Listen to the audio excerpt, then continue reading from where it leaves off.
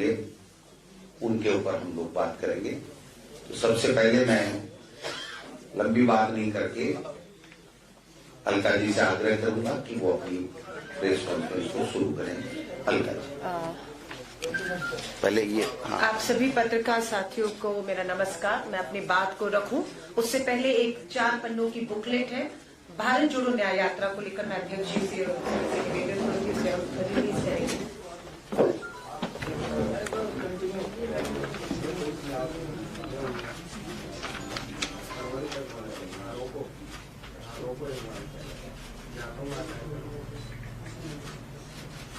Thank you, धन्यवाद।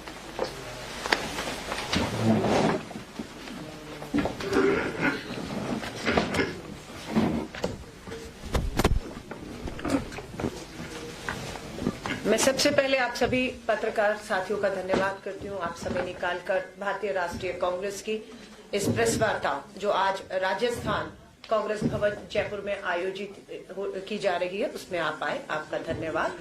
मेरे साथ प्रदेश कांग्रेस के अध्यक्ष, महिला कांग्रेस अध्यक्ष और हमारे सम्मानित परिवार के कांग्रेस के सदस्य सभी मंच पर हैं, उस सबकी तरफ से आपका स्वागत करती हूं। आज की प्रेस वार्ता का मकसद है देश में 14 अभी ठीक है, धन्यवाद। आज देश के लगभग सभी राज्यों की राजधानी में, ठीक जैसे मैं राजस्थान की राजधानी जयपुर में हूं, प्रेस वार्ता हो रही है।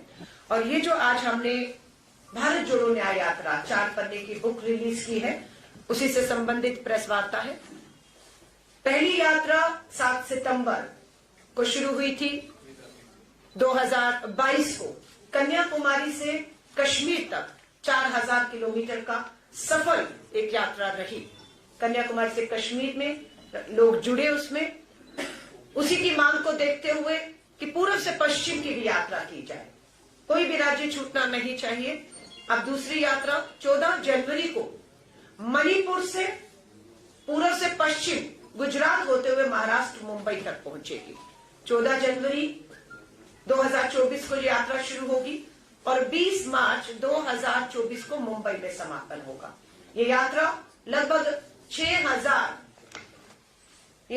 लगभग हमारी जो है 6713 किलोमीटर चलेगी। इस यात्रा में 110 जिलों से ये गुजरेगी। ये यात्रा 15 राज्यों से गुजरेगी। पहली यात्रा भारत जोड़ने का प्रयास था, भारत जोड़ने की यात्रा थी और उसमें हम कामयाब हुए। हम देश को जोड़ने में, देश के मुद्दों को से जोड़ने में कामयाब हुए। इस यात्रा में न्याय शब्द जोड़ा गया है। भारत जोड़ो अब ये न्याय यात्रा है। न्याय यात्रा आर्थिक न्याय की लड़ाई, न्याय यात्रा सामाजिक न्याय की लड़ाई है, न्याय यात्रा राजनीतिक न्याय की लड़ाई है। इस लड़ाई में कहां अन्याय हो रहा है देश में पिछले सालों में, ये एक प्रेस रिलीज है, इसके बिंदु हैं, आपसे शेयर किए जाएंगे। पिछले 10 साल अन्याय का काल, पिछले 10 साल अन्याय का काल रहा। कैसे रहा? अगर आप देखेंगे, युवा बेरोजगारों का सबसे बड़ा मुद्दा आज पूरे देश में छाया हुआ है। जहां पर 2012 में 1 करोड़ बेरोजगार युवा थे, आज लगभग 4 करोड़ पढ़े लिखे बेरोजगार युवा हैं जो रोजगार की तलाश में हैं। 2 करोड़ नौकरियां हर साल का वायदा था, 10 साल में 20 करोड़ नौकरियां, लेकिन हकीकत है नौकरियां मिली नहीं, उल्टा 4 करोड़ युवा बेरोजगार हुए हैं। महंगाई का मुद्दा है, petrol, diesel, LPG gas cylinder सब महंगे हैं। आवश्यक वस्तुओं पर जीएसटी लगाया गया है जिसका हम विरोध करते हैं। घरेलू बचत 50 साल के निचले स्तर पर आ गई है, लोग बचत नहीं कर पा रहे, कर्ज ले रहे हैं। महंगाई की मार। अशोक गहलोत जी की सरकार थी, कांग्रेस की सरकार थी, 500 का सिलेंडर मिल रहा था, 450 का वायदा था। अभी हमने एक उपचुनाव जीता है श्री करणपुर में, अध्यक्ष जी आपकी अध्यक्षता में ये हमने चुनाव, उपचुनाव, और छोटे मोटे मार्जिन से नहीं, 11,000 वोटों से उपचुनाव। और ये आपको मालूम है जिसकी उपचुनाव नहीं है, चुनाव, माफी चाहूंगी, चुनाव है, क्योंकि चुनाव होना था में उसके बाद किसी कारणों से यह रद्द हुआ, दोबारा हुआ, उपचुनाव नहीं था। पर बात यह है कि चुनाव सरकार बनने के बाद हो रहा था और जो उम्मीदवार थे उन्हें मंत्री बना दिया गया था। चुनाव आयोग स्वयं गुहार लगाते रहे, चुनाव आयोग के कान में जू तक नहीं लगी। परिणाम दिया लोगों ने, और होता यह कि जिसकी सरकार बनती है, कोई भी सरकार के बनने के बाद चुनाव सत्ताधारी ही जीतता है। लेकिन ये हमारी जीत है, ये राजस्थान की जीत है, ये करणपुर के लोगों की जीत है। मैं उन्हें धन्यवाद और बधाई देती हूं। तो ये महंगाई का, खेती और किसानों का मुद्दा, आय 2022 तक दुगनी होनी थी। आज 10 सालों में क्या आय दुगनी हो गई है? एमएसपी पे कानून की मांग थी, क्या कानून बन गया? कमेटी का क्या जिक्र कहीं नहीं है। और यहां तक कि है, नेशनल क्राइम रिकॉर्ड ब्यूरो के आंकड़े बताते हैं कि भारत में हर 1 घंटे में 1 किसान अन्नदाता आत्महत्या करने पर मजबूर हो रहा है। कमजोर वर्ग, SC ST के खिलाफ जो भेदभाव बढ़े हैं, हमारी मांग है कि जातीय जनगणना कराई जाए, लेकिन मांग को नहीं माना गया। इंडिया अलायंस और कांग्रेस अपना मैनिफेस्टो और घोषणा पत्र तैयारी की ओर बढ़ रहा है। हमारा यह मानना है कि हमारी सरकार बनते ही इंडिया अलायंस और कांग्रेस की जातीय जनगणना देश में कराई जाएगी और जिसकी जितनी आबादी, उसे उसका उतना हक देने का हमारा उनसे वायदा आज भी है। महिलाओं पर अत्याचार, बेटी बचाओ बना दोषी बचाओ। मणिपुर से ये न्याय यात्रा सबको मालूम है, 8 महीने से मणिपुर जल रहा है। डबल इंजन की भाजपा सरकार है। आदिवासी दलित, आदिवासी बेटियों को पुलिस सुरक्षा थानों से घसीटकर बाहर लाकर सामूहिक बलात्कार किया जाता है और उस पर जब कुछ भी कार्रवाई नहीं होती तो सुप्रीम कोर्ट फटकार लगाता है केंद्र की सरकार को कि अगर आप कार्रवाई नहीं करेंगे तो मुझे हस्तक्षेप करना पड़ेगा। आगे आ जाते हैं, जब महिलाओं की बात है, न्याय की बात है, दूसरा राज्य आता है आपका उत्तर प्रदेश।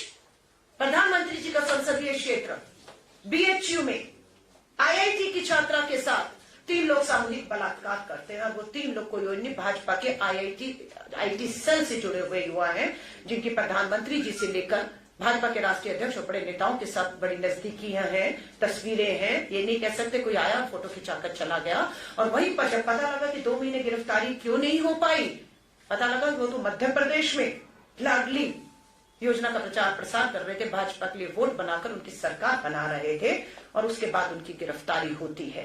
लेकिन प्रधानमंत्री जी आपका संसदीय क्षेत्र, बेटी बचाओ का नारा दिया और क्या हो रहा है ये देश आपसे अब सवाल करेगा।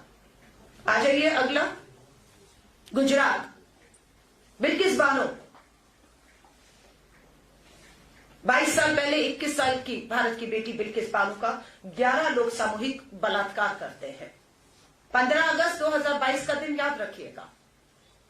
लाल किले की प्राचीर से, उसी प्राचीर से जहां से प्रधानमंत्री जी ने बेटी बचाओ का नारा दिया था, 15 अगस्त 2022 को आजादी का अमृत महोत्सव मनाया जा रहा था। और वहीं पर गुजरात में उसी 15 अगस्त 2022 को बिल्किस बानो के 11 सामूहिक बलात्कारी हत्यारे, जिन्होंने 7 सदस्यों की इसके परिवार की हत्या की, जिसमें 3 साल की बच्ची शामिल थी, उसको रिहा कर रहे थे। उन्हें रिहा ही नहीं किया। विश्व हिंदू परिषद के दफ्तर में भाजपा के विधायक और सांसदों ने उन्हें लड्डू खिलाए, उनके हार डाले और वो तस्वीरें सबने देखी और उनसे 2022 गुजरात के चुनावों का प्रचार प्रसार भी करवाया गया। धन्यवाद करते हैं सुप्रीम कोर्ट का।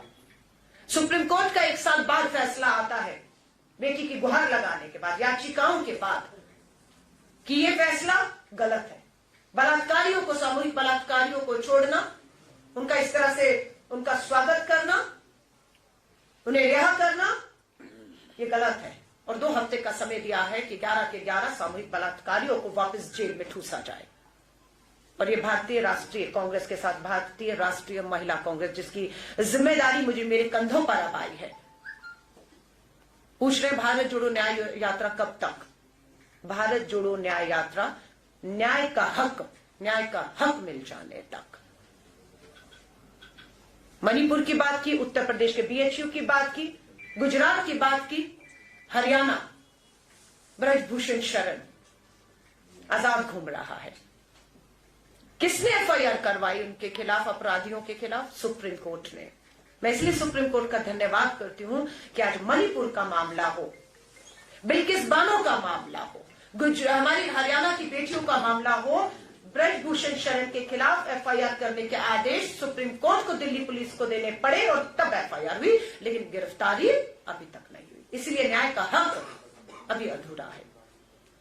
सो ये न्याय यात्रा जो राहुल गांधी जी के नेतृत्व में शुरू हो रही है, ये इन सभी राज्यों से गुजरेगी और न्याय का हक अभी अधूरा है। इस यात्रा का सिर्फ यही मकसद है कि हम इस न्याय को, अधूरे न्याय को, हक को पूरा पहुंचा सके। हमारे यहां पर MSMEs, GST, make in India की विफलता कि किस तरीके से उद्योग धंधे छोटे बर्बाद किए गए, हम इसकी जिक्र करते हैं। प्रेस रिलीज में इसकी पूरी आपके पास जानकारी है। गरीब परिवार, असमानता, पूंजीपतियों की सरकार और सार्वजनिक क्षेत्रों में किस तरीके से लूट मची, किस तरह से देश की सार्वजनिक संपत्तियों को अपने चंद पूंजीपति मित्रों के हाथ में सौंप दिया गया, लूट मची, इस सारा जिक्र यहां पर है। चीन, अग्निवीर और आतंकवाद पर भी हम बात कर रहे हैं। हमारा ये वायदा है 2024 में केंद्र में कांग्रेस और इंडिया अलायंस की सरकार बनते ही अग्निपथ भर्ती योजना हम रद्द करने जा रहे हैं। पक्की सेना की भर्ती होगी। शहीद को जो शहीदी का दर्जा है, कफन में जो तिरंगे का सम्मान है जिसके लिए वो शहीद होता है, वो हक हम उन्हें दिलाएंगे। इस समय कांग्रेस का एक्स सर्विसमैन सेल दिल्ली के जंतर मंतर पर हजारों युवाओं के साथ बैठा हुआ है। बिहार से, चंपारण से 1100 किलोमीटर का सफर पैदल तय करके हमारे वो युवा जवान आए जिन्होंने सेना की भर्ती के लिए इम्तिहान दिया, परीक्षा दी, भर्ती होनी थी, पता लगा आज होगी, कल होगी, पता लगा भर्ती नहीं हो रही, भर्तियां रद्द कर दी गई और अग्निपथ भर्ती ठेके की योजना, 4 साल की योजना लाकर आए हुए। उम्र निकल गई, कुछ और नहीं करना, जज्बा भारत मां की सेवा का था। आज वो सभी लोग दिल्ली की राजधानी जंतर मंतर पे इस समय बैठे हुए न्याय का हक जो उनका अधूरा है उसकी मांग कर रहे हैं। लोकतंत्र की हत्या की बात कहें, आपने सबने देखा कि किस तरीके से जलते हुए मणिपुर पर चर्चा मांगी, अनेकों मुद्दों पर चर्चा मांगी, पर क्या हुआ? 150 के करीब विपक्ष के सांसदों को आवाज उठाने से रोकने के तहत उन्हें संसद से निलंबित कर दिया गया, उन्हें बाहर कर दिया गया और मनमाने ढंग से, तानाशाही तरीकों से, सत्ता और संख्या के बल पर केंद्र सरकार मनचाहे बिल लाई और एक ध्वनि मत से पास करती है। उनमें कानून क्या था? मुख्य चुनाव आयुक्त की नियुक्ति से और सदस्यों की नियुक्ति से मुख्य न्यायाधीश, चीफ जस्टिस ऑफ इंडिया को बाहर कर देना। ऐसे बहुत से कानून ये लोग लाए।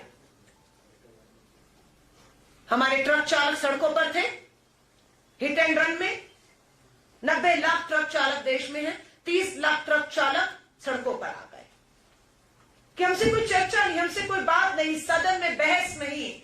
और आपने कृषि कानूनों के तरह ऐसे कानून जो तानाशाही तरीकों से थे पास कर दिए। क्या हुआ? कृषि कानूनों की तरह सरकार घुटनों पर आई और हमारे जितने भी देश में ट्रक चालक हैं उनसे कहा कि कानून बन गया है पर लागू नहीं होगा। महिला आरक्षण कानून बन गया है पर 2024 में देश की आधी आबादी को हक मिलेगा, 33% सीटों पर लड़ पाए, नहीं मिला है। तो ये सारे हमारे जो हक हैं वो अभी अधूरे हैं। इसीलिए जरूरत महसूस हुई भारत जोड़ो न्याय यात्रा, न्याय का हक मिलने तक ये यात्रा हमारी, ये संघर्ष हमारा जारी रहेगा। इसके लिए बहुत से लोग पूछ रहे हैं हम इस यात्रा में कैसे शामिल हो सकते हैं। उसके लिए हमने एक मिस कॉल नंबर जो है वो मैं आपके बीच में रख रही हूं। मिस कॉल नंबर है 9891802024। मैं 12 दोहरा रही हूं। भारत जोड़ो न्याय यात्रा से देश का और जिन राज्यों से गुजरनी है, जिन जिलों से जो भी यात्री जुड़ना चाहता है, यात्रा में शामिल होना चाहता है, उनके लिए मिस कॉल नंबर है, सिर्फ एक मिस कॉल करना है। नंबर है 9891802024। और जो भी इस मिस कॉल देगा उन्हें हम यात्रा में शामिल करेंगे और उन्हें न्याय योद्धा, उन सभी को न्याय योद्धा कहा जाएगा। ये यात्रा श्री राहुल गांधी जी के नेतृत्व में हो रही है। ये यात्रा पूरी तरह से गैर राजनीतिक है। इसमें कोई चुनावी कहेंगे भाषण हो, वोट मांगे जाएं, नहीं होगा। सिर्फ जिनके साथ अन्याय हुआ है, कुछ उदाहरण मैंने भी दिए, उनको न्याय दिलाने का वायदे के साथ हर आदमी, हर देश का नागरिक, जवान है, किसान है, आदिवासी है, दलित है, बेरोजगार है, पीड़ित महिलाएं हैं, देश का हर नागरिक इस यात्रा में हिस्सा बन सकता है, अपनी बात को रख सकता है और एक बड़ा मंच उन्हें न्याय योद्धा के तौर पर भारत जोड़ो न्याय यात्रा के तहत हम दे रहे हैं। मैं आप सभी से हाथ जोड़कर निवेदन करूंगी, हमें मालूम है चुनाव की दहलीज पे खड़े हैं। जनवरी है, फरवरी और मार्च में कभी भी चुनावों की आचार संहिता जो है वो लागू हो जाएगी। भारतीय राष्ट्रीय कांग्रेस अपने इंडिया अलायंस के 28 दलों के साथ पूरी मुस्तैदी के साथ इस पे काम कर रहा है। पूरी कोशिश है इस महीने के अंत तक भी भारतीय राष्ट्रीय कांग्रेस की कोशिश है, जहां पर हमारी सीधे टक्कर है भाजपा के साथ, जो हमारे एलाइज के साथ हमारी बातचीत नहीं है, वो नहीं है, लाइक बंगाल, उत्तर प्रदेश, बिहार, तमिलनाडु, ये राज्य हैं जहां पर हमारे सहयोगी इंडिया के जो है उनसे बात है। लेकिन जहां हमारी सीधे है, हम सीधा भाजपा के साथ है। बहुत हम उम्मीद करते हैं कि इस महीने के अंत या पहले हफ्ते तक पहली सूची उम्मीदवारों की आ जाए। हमारी पूरी तैयारी उसमें कमर कस चुके हैं। मैं आप सभी साथियों को कहूंगी, पत्रकार साथियों से, भारत जोड़ो यात्रा हो या भारत जोड़ो न्याय यात्रा हो, मीडिया के लोगों का बहुत बड़ा इसमें चौथे स्तंभ का जो है वो सहयोग रहा। ऐसा नहीं है कि यात्रा आपके माध्यम से लोगों तक पहुंची। लोग पीड़ित जो थे, जो न्याय की उम्मीद में भटक रहे थे, वो भी आपके माध्यम से यात्रा में जुड़ पाए और उन्हें मंच देने का काम, उनकी आवाज को उठाने का काम श्री राहुल गांधी जी ने किया। कल ही हमारे अग्रिम संगठनों की मीटिंग हुई। लगातार हमारे हर राज्य की लोकसभा की तैयारियों को लेकर मीटिंग पूरी हो चुकी है। स्क्रीनिंग कमेटी केंद्रीय और राज्यों की बन चुकी है।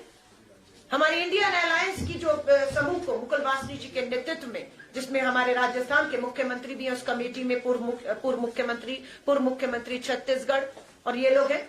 इंडिया अलायंस के समूह से लगातार बैठकें हो रही हैं 101, और जल्द मुझे लगता है हम इस दिशा में आगे बढ़ेंगे। मैं आप सभी साथियों से निवेदन करती हूं। इसके बाद हमारी महिला कांग्रेस के अध्यक्ष भी हैं, हमारे प्रदेश कांग्रेस के अध्यक्ष भी हैं। मैं महिला कांग्रेस के तौर पर कल मैंने शपथ ली। ये पहला दौरा, पहला राज्य आज मेरा राजस्थान जयपुर है। मैं अपने आप को भाग्यशाली मानती हूं कि जयपुर राजस्थान अध्यक्ष जी मेरे लिए बहुत निजी तौर से भी हमेशा लकी रहा है। आप ही के यहाँ पर प्रेस कॉन्फ्रेंस कर करके एनएसयू की राष्ट्रीय अध्यक्ष से राष्ट्रीय महिला कांग्रेस वर्किंग कमेटी की जिम्मेदारियां मेरे कंधों पर आई हैं। इसके बाद तुरंत मैं महिला कांग्रेस के अध्यक्ष के साथ बैठ के प्रदेश महिला कांग्रेस कार्यकारिणी और जिला अध्यक्ष जो आई हैं उनके साथ बैठ के करेंगे। महिला सम्मेलन होंगे और पूरी कोशिश रहेगी एक बार फिर से राजस्थान में भारत जोड़ो यात्रा हुई और ये भी भारत जोड़ो न्याय यात्रा राजस्थान से एक बार फिर गुजरने वाली है। मैं आप सभी पत्रकार साथियों का धन्यवाद करती हूँ और हाथ जोड़ के सिर्फ एक ही निवेदन करूंगी। आज की प्रेस कॉन्फ्रेंस का मकसद जो है वो ये है, भारत जोड़ो न्याय यात्रा न्याय का हक मिल जाने तक जो शुरू हो रही है श्री राहुल गांधी जी के नेतृत्व में, आज की प्रेस वार्ता पूरी तरह उसी से समर्पित है। मैं आती रहती हूँ, आती रहूंगी।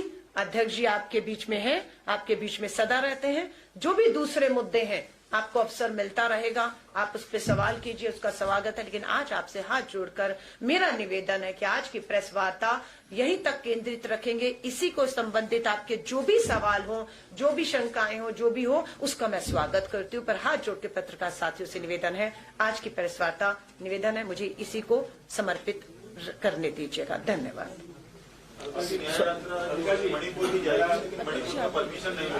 बिल्कुल, देखिए यही हम कह रहे हैं, लोकतंत्र की हत्या हो रही है।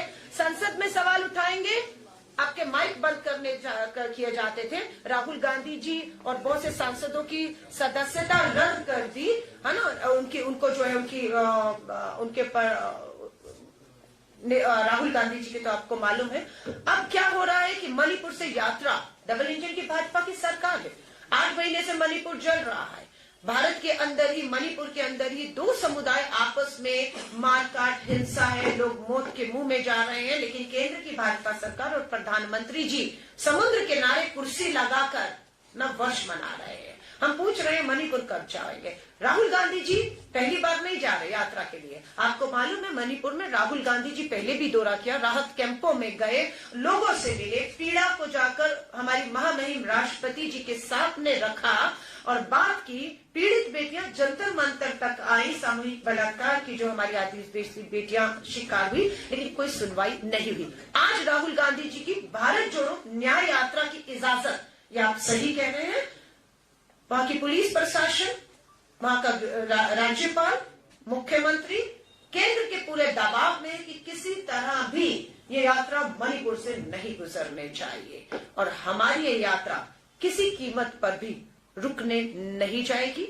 यात्रा मणिपुर से ही शुरू होगी, तय रूट से शुरू होगी और अब हमें भी देखना है कि कितना दम है उनमें और कितनी ताकत से वो रोकेंगे। जितनी ताकत से वो रोकेंगे उतनी ताकत से हम लोगों का जो न्याय दिलाने का भरोसा है वो मजबूत करते जाएंगे। धन्यवाद। मेरा सवाल ये है कि राहुल गांधी की जो भारत जोड़ो यात्रा हाँ जी, जिन राज्यों से गुजरी थी, हाँ राजस्थान है, मध्य प्रदेश है, छत्तीसगढ़ है, राजनीतिक लिहाज से सीटों का लाभ कांग्रेस को नहीं मिल पाया।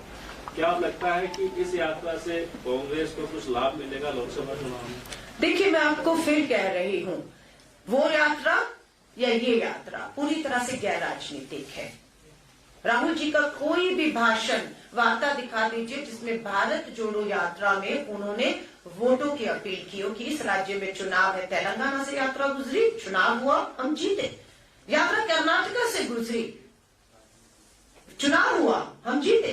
लेकिन एक भी सबूत नहीं है, वीडियो नहीं है कि राहुल जी ने यात्रा का राजनीतिक इस्तेमाल कर वोट मांगा। अलग बात है कि देश के प्रधानमंत्री ने पुलवामा के शहीदों का राजनीतिकरण करते हुए 18 साल के मतदाताओं से अपील कर दी थी कि 18 साल का मतदाता 2019 में पुलवामा के शहीदों के नाम पर कमल पर वोट करे, उन्हें वोट करे। और आज किसके नाम पर वोट मांग रहे हैं या मांगा जाए, सबको पता है। सो मेरी यह यात्रा कहना है, यात्रा पूरी तरह से, हाँ, पार्टी संगठन की बात करेंगे, बिल्कुल कार्यकर्ता का मोटिवेशन जो है, यहां पर हम ये कहते हैं, आप कहते हैं चुनाव हारे, राजस्थान भी हम चुनाव नहीं हारे। हमारी भूमिका बदली है। हम सत्ता में थे 5 साल, अब हमारी भूमिका बदलती और हम मजबूत विपक्ष, 70 विधायकों के साथ हम विपक्ष की भूमिका में उसका धर्म निभाएंगे। 500 450 का सिलेंडर, महंगाई, बेरोजगारी, महिला सुरक्षा के मुद्दे पर आए थे ना, कन्हैया लाल के परिवार को उन्हें न्याय दिलाने के लिए आए थे ना। NIA में अमित शाह जी, मामला अभी भी है 1 साल से, चढ़ाइए फांसी पर, हम देखेंगे। सो बात यह है कि यात्रा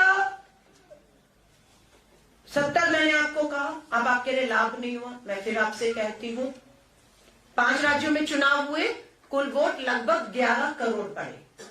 11 करोड़ में से 4 करोड़ 90 लाख लोगों ने भारतीय राष्ट्रीय कांग्रेस को चुना और 4 करोड़ 80 लाख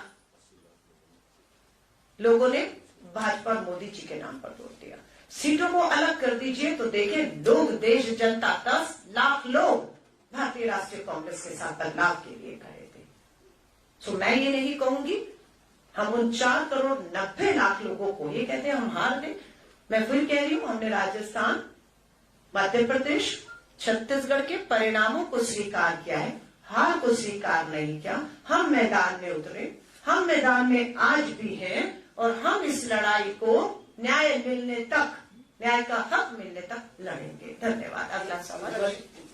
कि आपने कहा कि ये गैर राजनीतिक यात्रा है, बिल्कुल। तो आप लोग राम मंदिर की जो भी चला रहे अभियान या राम मंदिर की पुनर्प्रतिष्ठा और उसको राजनीतिक क्यों कह रहे हैं?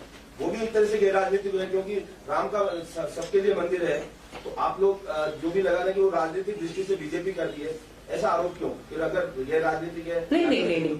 यात्रा में तो हिंदू, मुस्लिम, सिख, ईसाई, बौद्ध, जैन, दलित, आदिवासी, किसान, गरीब, महिला, बेरोजगार सब जुड़ रहा है ना, सबकी बात हो रही है। लेकिन उसकी तुलना इससे करना मैं नहीं कह रही हूं।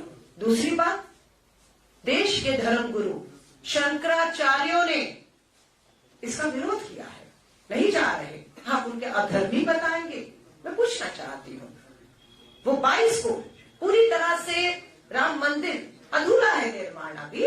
मैं आप पत्रकार साथियों से हाथ जोड़कर निवेदन करूंगी, टेक्नोलॉजी आ गई है, ड्रोन आ चुके हैं, इजाजत मिले तो जाकर देखिए ना। पार्लियामेंट अभी भी पार्लियामेंट में आ जाइए, अधूरा है निर्माण अभी।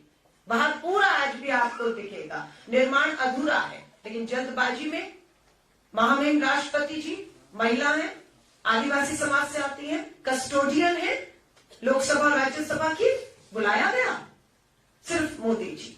और अभी राम मंदिर में क्या हो रहा है? आप कहना चाहते हैं देश के धर्मगुरु शंकराचार्य अपमानित महसूस कर रहे हैं। ये उनका कहना है कि भगवान श्री राम कण कण में बसे हुए हैं। सिर्फ चुनावों की जल्दबाजी में अधूरे निर्माण को राजनीतिक लोगों के हाथों से ये शिलान्यास होना अधर्म का काम है। ये काम जो धर्म से जुड़े हुए लोग हैं, हमारे गुरु, हमारे शंकराचार्य हैं, ये पूरी तरह से उन्हें करना चाहिए था। और हम सब लोगों को जिसमें राष्ट्रपति जी, प्रधानमंत्री जी, उपराष्ट्रपति जी, हर राजनेता नेता, मुझे लगता वही क्यों, हर आम नागरिक क्यों इसे राजनीति के दायरों में देखा जा रहा है कि राष्ट्रपति जा रहे हैं, पार्टी का नेता, मुख्यमंत्री, आमंत्रण दिया गया है, वो तय कर रहे हैं कि कौन आएगा और कौन नहीं जाएगा। ये वो तय कर रहे हैं, निमंत्रण वो बांट रहे हैं। सो अगर मैं और धर्म गुरु शंकराचार्य 22 को ना जाकर 23 को जाएंगे, हम वैष्णो देवी जाते, कहते माँ का बुलावा नहीं आ रहा, माँ का बुलावा नहीं आ रहा। तो वो बुलावा कोई विश्व हिंदू परिषद आरएसएस देता है?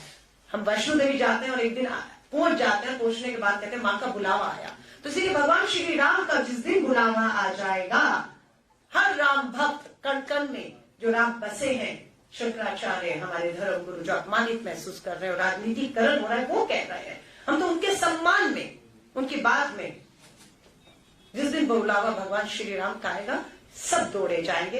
लेकिन दुर्भाग्य है 24 का चुनाव सामने मुद्दों पर बात करने के लिए नहीं है। लोकतंत्र की हत्या, संविधान की हत्या, किसानों के ये हत्यारे हैं, आत्महत्याएं की, बेरोजगार युवा, सेना, सरहदें, महिलाएं बलात्कार की शिकार हो रही हैं आपके उत्तर प्रदेश में। और आप भगवान श्री राम का राजनीतिकरण करके वोटों की राजनीति, राजधानी दिल्ली पटी पड़ी है। भगवान श्री राम, प्रधानमंत्री मोदी जी दोनों, और एक में तो प्रधानमंत्री जी का कद इतना बड़ा कि भगवान श्री राम की उंगली पकड़ करते जा रहे हैं। हाँ, तब धर्म, हिंदू धर्म का अपमान नहीं हुआ, तब आपको नहीं लगा, तो मैं माफी चाहूंगी। ये भाजपा का एजेंडा है, हमारे एजेंडे ये है जिसको लेकर हम आए। ये खाना समाज के 22 तारीख को अयोध्या न जाने के फैसले से इत्तेफाक करती है, और क्या आपका भी 22 तारीख को जाने का कार्यक्रम? देखिए, कांग्रेस अध्यक्ष और हमारा लाइन भारतीय राष्ट्रीय कांग्रेस के शीर्ष नेतृत्व की लाइन से अलग नहीं हो सकती। हम ये मानते हैं कि भारतीय राष्ट्रीय कांग्रेस ने धर्मगुरु शंकराचार्य और जो भी माहौल, अधूरा राम निर्माण, राजनीति के इस्तेमाल, सबको देखकर बहुत सोच समझकर कि मुद्दों पर आइए। भगवान श्री राम भी ये चाहेंगे। शबरी के बेर खाए थे भगवान श्री राम ने झूठे। वो शबरी, वो दलित, वो हमारी बहन आज बलात्कार की जो उसका रूप है, आज शिकार हो रही है। हाँ, मैं फिर कहूंगी, निजी मेरा क्या कार्यक्रम होगा, निजी आपका क्या, वो हमारी निजी आस्था। आप जाएंगे, आप नहीं जाएंगे। अगर एक चैनल का एक पत्रकार साथी जाए या ना जाए तो उसका पूरा चैनल से क्या मतलब है? तो प्लीज इस मुद्दे को हम यहीं खत्म करेंगे, क्योंकि भाजपा चाहती है कि पूरा, क्योंकि राजनीति का धर्म होना चाहिए, राजनीति का धर्म होना चाहिए, लेकिन धर्म पर राजनीति नहीं होनी चाहिए। धर्म पर राजनीति कर वोटों का ध्रुवीकरण करके, वोट हासिल करके सत्ता हासिल करने का प्रयास नहीं होना चाहिए। और सत्ता हासिल हो जाए तो मात्र अपने पूंजीपति मित्रों के नहीं, देश के गरीब मजदूर किसान की भी सोचनी चाहिए। पार्टी के स्टैंड से कई लोग सहमत नहीं, आपके गुजरात के एक्स-पीसीसी चीफ और मौजूदा एमएलए अर्जुन मोढवाडिया ने विरोध किया है। मैं फिर आपसे कह रही हूं, पार्टी की लाइन पार्टी की लाइन है। पार्टी के अलावा आपकी भी अपनी निजी जिंदगियां हैं, निजी आस्थाएं हैं। एक ही चैनल, एक ही पार्टी में हर धर्म के लोग हैं, हर जाति के लोग हैं, अपनी अपनी आस्थाएं हैं, अपने अपने विश्वास। उसके हिसाब से कोई जाएगा, कोई नहीं जाएगा। उसका सम्मान होना चाहिए, उसका लोकतंत्र में सम्मान होना चाहिए। धन्यवाद। राम मंदिर का जो ये मुद्दा है, हाँ। वो आप खुद मानते हैं कि एक बड़ा इवेंट जैसा बनाने की कोशिश की बिल्कुल। है। क्या आपको लगता है कि नरेंद्र मोदी सरकार इसका फायदा उठाते हुए जल्दी लोकसभा का चुनाव करा देगी ताकि उन्हें फायदा मिले? और यदि ऐसा होता है तो आपकी इस न्याय यात्रा क्या उसको चुनाव के वक्त में जारी रहेगी या? मैं फिर कह रही हूँ, भारत जोड़ो न्याय यात्रा का चुनावों से कोई लेन देन नहीं है। आचार संहिता हो ना हो, क्या होगा? ये यात्रा 14 जनवरी को मणिपुर से शुरू होकर 20 मार्च को मुंबई तक का 6,713 किलोमीटर का सफर तय करेगी। किसी कीमत में चुनाव हो या जहां भाजपा की सरकारें हैं, मणिपुर में रोका जा रहा है, रोका जाएगा। ये यात्रा रुकेगी नहीं। ये न्याय का हक मिलने तक श्री राहुल गांधी जी के नेतृत्व में यात्रा पूरी तरह जारी रहेगी। और जो आपने कहा, ये पूरा मैं नहीं कह रही हूँ, हमारे धर्मगुरु शंकराचार्य कह रहे हैं कि भाजपा भगवान श्री राम के जो निर्माण कार्य अधूरे के बीच में जिस तरह से जल्दबाजी करके चुनावी लाभ के लिए कर रही है, उसके लिए हमारे धर्म गुरु शंकराचार्य इसका विरोध कर रहे हैं। हम उनके सम्मान में खड़े हैं। धन्यवाद। आपको लगता है कि जल्दी लोकसभा के चुनाव हो सकते हैं? मुझे इसके बारे में मालूम नहीं। भाजपा और चुनाव आयोग, बिल्कुल मुझे लगता है चुनाव आयोग निष्पक्ष नहीं है। मुख्य न्यायाधीश की 5 जजों की बेंच का फैसला आता है कि 24 के चुनावों से पहले मुख्य चुनाव आयुक्त और 2 सदस्यों की नियुक्ति अब सरकार नहीं करेगी, एक पैनल करेगा, जिस पैनल में प्रधानमंत्री रहेंगे, नेता विपक्ष रहेंगे और मुख्य न्यायाधीश चीफ जस्टिस ऑफ इंडिया रहेंगे। ये फैसला आया 5 जजेस की बेंच का। लोगों का विश्वास पक्का हुआ कि 24 के चुनाव में चुनाव आयोग और पूरा आयुक्त निष्पक्षता से चुनाव कराएगा, वोट कराएगा और गिनती कराकर सरकारें बनाएगा। लेकिन भाजपा ने सत्ता के दम पर 150 सांसदों को बाहर किया, बिल ले आई और पास भी हो गया कि मुख्य न्यायाधीश को चुनाव आयुक्त और सदस्यों की नियुक्ति से बाहर कर दिया गया है। इंडिया समूह और कांग्रेस का लेटर हमारे कम्युनिकेशन इंचार्ज जयराम रमेश जी ने जारी किया है, पत्रकार साथियों के पास होगा। पिछले 5 महीनों से इंडिया समूह और कांग्रेस के नेता मुख्य चुनाव आयुक्त से समय मांग रहे हैं मिलने का, और मुख्य चुनाव आयुक्त समय नहीं देते हैं मिलने का।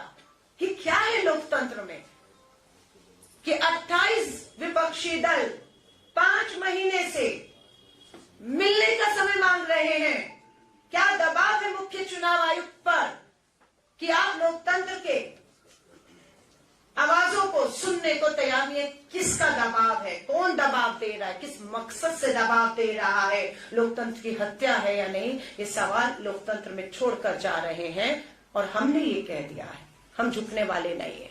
चुनाव आयोग को मैं अपना निजी उदाहरण दे रही हूं। संवैधानिक पदों पर जो बैठे ईडी, सीबीआई, आपने देखा बीच चुनाव में प्रदेश अध्यक्ष बीच चुनाव में हमारे नामांकन के फॉर्म उम्मीदवारों को दे रहे थे। ईडीआई पूछताछ की बीच चुनाव में, काम रोका हमारा, प्रभावित हुआ हमारा काम काफी हद तक। लेकिन आज कहां है हमारे अध्यक्ष? आपके बीच में सीना चौड़ा करके बैठे हुए, बिना डरे बैठे हुए। आज कहां है सब? कहां है ईडी, सीबीआई, आईटी? अब चुनाव 24 का आ जाएगा, बीच चुनाव में फिर छत्तीसगढ़ जहां जहां पहुंचना होगा पहुंचेगा। तो मेरा ये कहना है कि ईडी हो, सीबीआई हो, संवैधानिक संस्थाएं, चुनाव आयोग हो, पूरी तरह से कंप्रोमाइज्ड हैं। और इसी को हम लोकतंत्र की हत्या कह रहे हैं कि लोकतंत्र की दूसरी तरफ की आवाजों को नहीं सुना जा रहा है। इसीलिए न्याय का हक अधूरा है, हम इसको लड़ेंगे। और मैं निजी उदाहरण की जो बात कर रही थी, मैं दिल्ली पुलिस कमिश्नर की बात कर रही हूँ। पार्टी की प्रवक्ता हूं, महिला हूं, मैं अकेली नहीं हूं। हम देश भर में प्रेस वार्ता कर रहे हैं, हम इस सरकार को मुद्दों पर ललकार रहे हैं। मैसेज आता है वीडियो पर, वॉइस मैसेज है, संदेश है व्हाट्सएप पे, फोटो है, व्यक्ति का नंबर है, 1 बार नहीं 2 बार है। दिल्ली पुलिस कमिश्नर को वो नंबर निजी तौर पर मेरे द्वारा पर्सनल व्हाट्सएप SMS करके दिया गया कि हम महिलाएं राजधानी दिल्ली में हैं, राजनीतिक हैं और हम पूरे देश में जा रही हैं, हमारे पास कोई सुरक्षा नहीं है। और इस तरह की धमकी आती है कि हम अगर भाजपा, मोदी जी किसी के खिलाफ, संघ, आरएसएस, विश्व हिंदू परिषद, किसी के खिलाफ बोले और कोई सवाल किया तो हमारी गर्दन काट दी जाएगी। ये वॉइस मैसेज फोन नंबर के साथ दिल्ली पुलिस कमिश्नर को दिए हुए 15 दिन हो गए हैं। क्या मजबूरी है दिल्ली पुलिस कमिश्नर की या जो राज्यों में, मैं एक राज्य की बात नहीं कर रही हूं, बहुत सी हमारी बेटियां चक्कर काट रही हैं, सुनवाई नहीं है, सुनवाई नहीं है। सो आप सोच सकते हैं कि जब हमारी सुनवाई नहीं, दबाव है दिल्ली पुलिस कमिश्नर पे गृह मंत्रालय का, क्या आप नहीं मिलेंगे, नहीं सुनेंगे, वही दबाव चुनाव आयोग, आईटी, ईडी, सीबीआई सबके पास है और सब अपने संवैधानिक शपथ को भूल चुके हैं। सब सिर्फ सत्ता और कुर्सी बचाने के लिए लगे हुए हैं और उसके पीछे सबसे ज्यादा जो धन है वही पूंजीपति मित्र का लगा हुआ है, जिसके कहने पर संवैधानिक पदों पर ऐसे लोगों को बिठाया जा रहा है जिसका मकसद सिर्फ ये है कि देश के लोकतंत्र की हत्या करना। धन्यवाद। अलका जी, आपने अभी कहा है कि चुनाव आयोग निष्पक्ष नहीं है, तो क्या आप आने वाले चुनाव में कोई गड़बड़ी का अंदेशा रखती हैं या आप सीधा आरोप ही लगा रही हैं? नहीं, आरोप का है, सबूत दिए ना आपको। 5 जजों की, मुख्य न्यायाधीश के 5 जजों की बेंच ने ये महसूस किया कि ये सही नहीं हो रहा, इसे सही करना है, उन्होंने सही किया। मुख्य न्यायाधीश, शक है किसी को? किसने नियुक्त किया मुख्य न्यायाधीश ऑफ इंडिया?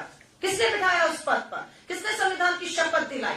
अगर आपको शक है, हटा दीजिए। आपने मुख्य न्यायाधीश को हटाया? नहीं। आपने कहां से हटाया? आपने उस नियुक्ति कमेटी से, चयन कमेटी से, जो मुख्य चुनाव आयुक्त की नियुक्ति करेगा, उससे हटाया है। और उससे हटाते ही बेनकाब हुए आप। क्या आपके मन में डर है कि अगर मुख्य न्यायाधीश वहां पर होंगे नियुक्ति में, तो आप फैसला अपने मन मुताबिक उस अधिकारी को उस पद पर बिठाने का जो सोच के बैठे हैं 2024 के चुनाव को प्रभावित वो नहीं कर पाएंगे? क्योंकि अब क्या हो गया, अब 2 सत्ता पक्ष होगा, प्रधानमंत्री जी बैठेंगे, उनका एक में भी कानून मंत्री और आपका नेता विपक्ष बैठेंगे, तो फैसला 2:1 से होगा। तो जिसे चाहेंगे वो बैठेगा और वो बैठेगा तो लोकतंत्र को नहीं बचाएगा, भाजपा और मोदी जी की कुर्सी, भाजपा की सत्ता और कुर्सी बचाने का काम करेगा। तो ये मैं आरोप नहीं लगा रही हूँ, तो आपके सामने मैं बार बार दोबारा आपने कहा तो दोबारा दोहरा दिया। ये लोकतंत्र को चिंता करनी है, इसकी चिंता सिर्फ कांग्रेस को करनी है। कांग्रेस ने नागपुर में अभी 138 वर्ष पूरे किए हैं, 138 साल पूरे किए हैं। हम सत्ता में थे, हम सत्ता में नहीं थे। देश की आजादी को 75 साल हुए, तो 75 साल पहले क्या थे? गुलाम देश था और कांग्रेस थी और लड़ रही थी इन अंग्रेजों से, इन तानाशाही सरकारों से। हम लड़ रहे थे और हम आज भी लड़ रहे हैं, हमें फर्क नहीं पड़ता। हम सत्ता में राजस्थान में कल थे, आज नहीं है। हम थे, हम हैं, हम रहेंगे और हमें देश के गरीब, किसान, मजदूर, दलित के लिए आवाज, लोकतंत्र, संविधान को बचाने के लिए हमें लड़नी है। ये अलका जी, मेरा सवाल ये है, आप बता रही कि ये यात्रा राजनीति नहीं है। पिछली बार भी राजनीति नहीं था, इस बार भी जो यात्रा होने जा रहा है वो ये भी राजनीति नहीं है। सिर्फ खाली जनता के बीच कांग्रेस कार्यकर्ता को उत्साहित करने के लिए राहुल गांधी। लेकिन इसके बावजूद भी पिछले यात्रा में भी इस यात्रा करेंगे, क्या हुआ क्या नहीं होगा वो भविष्य बताएगा। न तो कांग्रेस के कार्यकर्ता उत्साहित हो रहे हैं, बसंते सत्ता से और आउट हो जाते। जनता नहीं आपसे जुड़ पा रही है कांग्रेस से, और आप करें कि जनता मालूम नहीं। मेरे पत्रकार साथी ने मेरी पूरी प्रेस वार्ता सुनी या आप कहीं और व्यस्त थे, मैं दोबारा आपके लिए दोहरा रही हूँ। आपने कहा कार्यकर्ता उत्साहित नहीं है। 10 लाख कार्यकर्ता 28 दिसंबर को नागपुर में कांग्रेस के 138वें साल पर एकत्रित हुए। ऐतिहासिक हमारा 10 लाख कार्यकर्ताओं का था। लोग नहीं जुड़ रहे, दोबारा दोहरा देती हूँ। 11 करोड़ लोग वोट करते हैं और 4 करोड़ 90 लाख लोग कांग्रेस को चुनते हैं। आप कह रहे लोग नहीं जुड़ रहे हैं। और फिर वही बात आपने कहा, यात्रा में कार्यकर्ता जुड़ेगा। भारत जोड़ो यात्रा में बिल्कुल यात्री थे, यात्री चले कन्याकुमारी से कश्मीर तक। इस यात्रा में कार्यकर्ता नहीं है, इस यात्रा में मिस कॉल नंबर दोहराया है। उस मिस कॉल नंबर को करते ही हमारे यात्रा योद्धा हमसे जुड़ेंगे और वही राहुल गांधी जी के साथ मणिपुर से लेकर अपने अपने राज्यों में जुड़ते चले जाएंगे। यात्रा अगले राज्य में पहुंचेगी, वो अगले राज्य के अगले जो लोग हैं जो इस यात्रा में मिस कॉल देकर या जिस भी हमारी दूसरे तरीकों से जुड़ रहे हैं वो शामिल होते रहेंगे। धन्यवाद। अगला सवाल अध्यक्ष जी से सवाल कर लीजिए और धन्यवाद। Yes, sir. कांग्रेस ने Oh, sorry. हाँ. कांग्रेस ने पार्टी के धन संग्रहण के लिए QR कोड जारी किया है। पता चला कि कुछ जगह वो गलत QR कोड होगा, दूसरे खातों में पैसे जा रहे हैं। मेरी नॉलेज में नहीं है। हाँ, नहीं आप मेरी नॉलेज में नहीं है। नहीं, ये काल्पनिक सवाल है, क्या है क्या नहीं है। आप हियर से कोई बात सवाल पूछ रहे हो, इसका कोई मतलब नहीं है। कोटा नगर निगम में आपकी सरकार ने गोपालन मंत्रालय बनाया। कोटा नगर निगम की गौशाला में 115 गायें सर्दी से मर गई। ये अगली बात पहले नहीं कर सकते आप। मैं अध्यक्ष जी, कोई बात नहीं, आप कोई बात पहले नहीं मरी थी क्या? हिंगोलिया में नहीं मरी थी क्या? हिंगोलिया में कितनी गायें मरी थी? ये तो गोमाता को केवल वोट के लिए, सत्ता के लिए इस्तेमाल करते हैं। इनका गोमाता की सेवा या गोमाता को बचाना या लोगों के साथ न्याय करना, या मैं समझता हूं इनका कोई वास्ता नहीं है इस चीज में।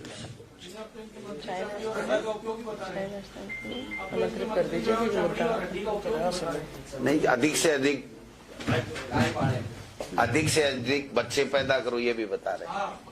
प्रधानमंत्री अच्छा, अलका जी आपसे अब खत्म करें। हो गया, खूब नहीं हो गया, बिकॉज हमारे जो मुद्दे हैं ना, जिस पे मैंने आपसे निवेदन किया, अब हम मुद्दों पर डाइवर्ट हो रहे हैं। स्थानीय मुद्दे पर अध्यक्ष जी बात करेंगे। हाँ,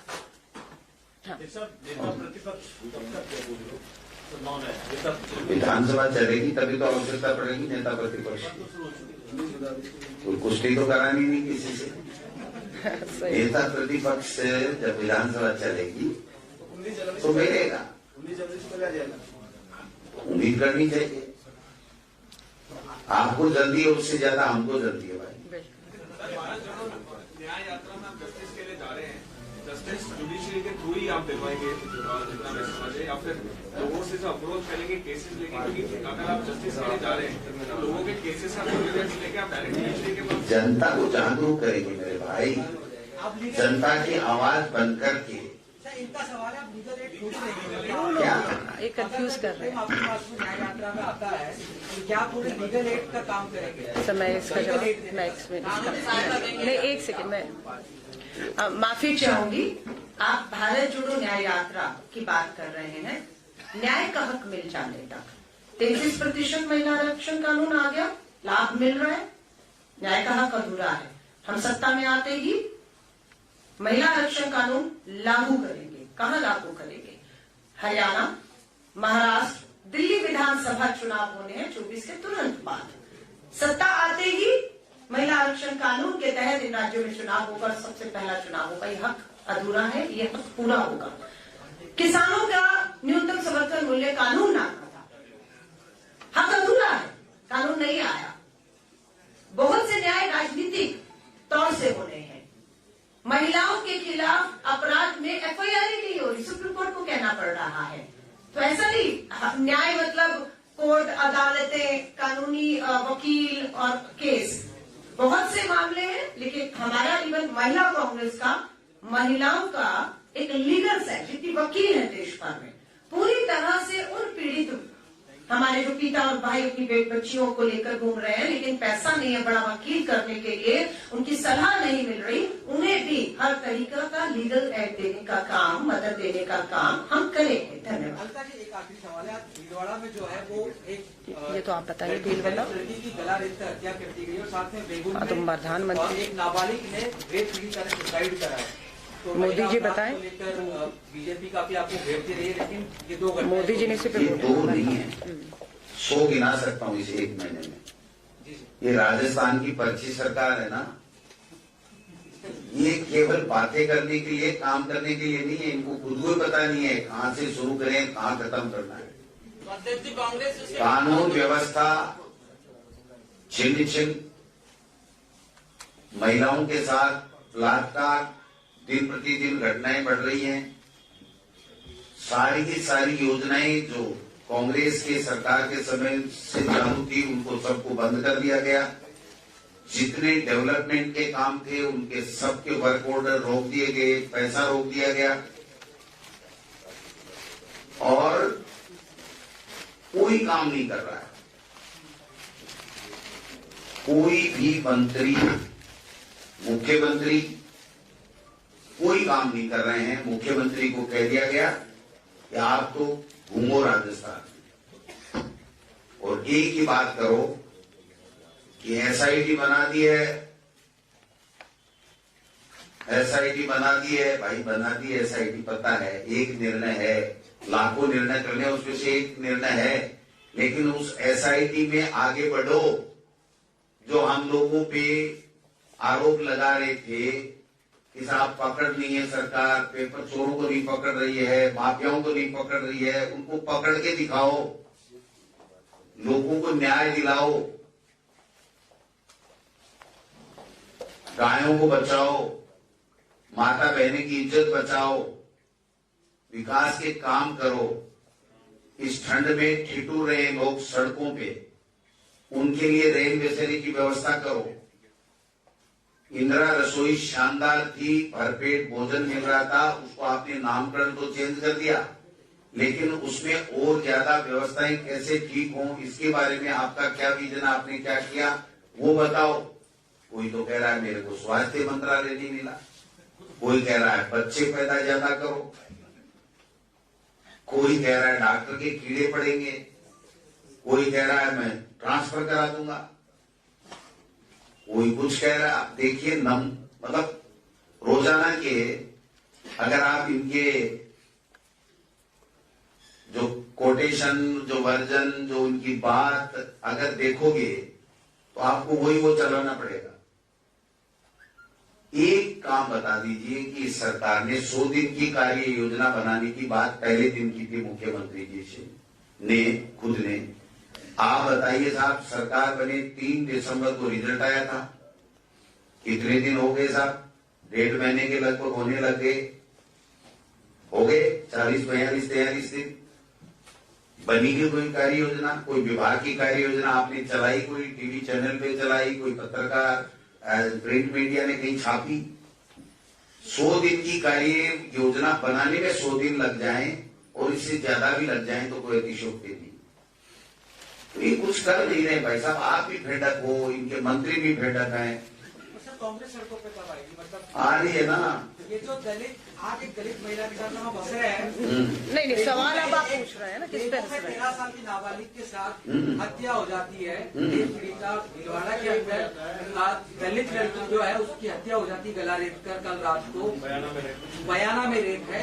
सड़कों पे बीजेपी घेर लिया करती, कांग्रेस कब सड़कों पर आएगी? हमारा तो काम ही सड़क पे रहा है, विपक्ष दिख जाएगी भैया। ये तो अभी तो सरकार ही नहीं दिख रही है 1 महीने से, हम तो फिर भी दिख रहे हैं, रोजाना आपके बीच में रहते हैं। सर ये नए कैबिनेट मिनिस्टर कह रहे हैं गुजरात मॉडल फॉलो करेंगे राजस्थान में। गुजरात मॉडल ने देश को बर्बाद कर दिया। गुजरात मॉडल बिल्किस बानो वाला है। अब बिल्किस बानो वाला गुजरात मॉडल क्या?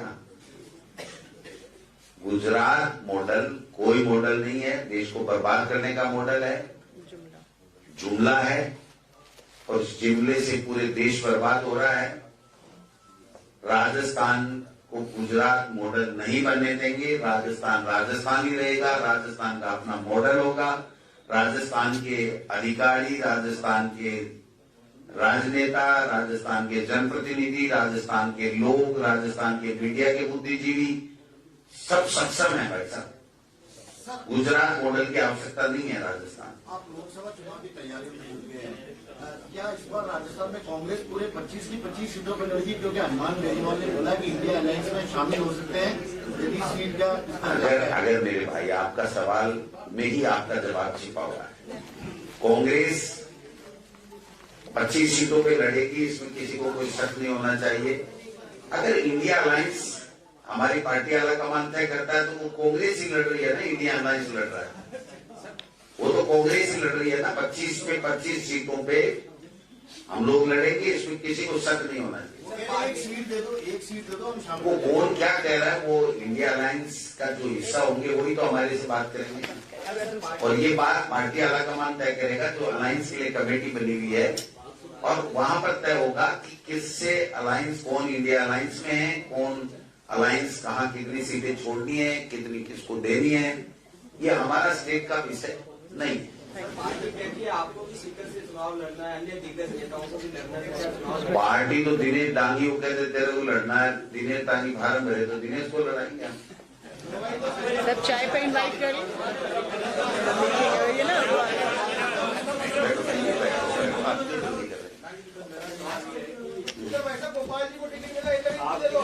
आपकी योजनाओं पर, आपकी सरकार की योजनाओं पर भाजपा के विपक्ष में रहते हुए सवाल उठाए थे और जिन अफसरों ने इन योजनाओं को बनाने में मदद की थी, आज भी भाजपा ने उन्हीं अफसरों पर भरोसा दिखाया है। एक तरफ तो आपकी योजनाओं की आलोचना वो तो देखिए, वो जो आरोप लगाते थे वो आरोप ही बेबुनियाद लगाते थे, क्योंकि उनको सत्ता में आना था, इसलिए झूठे आरोप लगा रहे थे।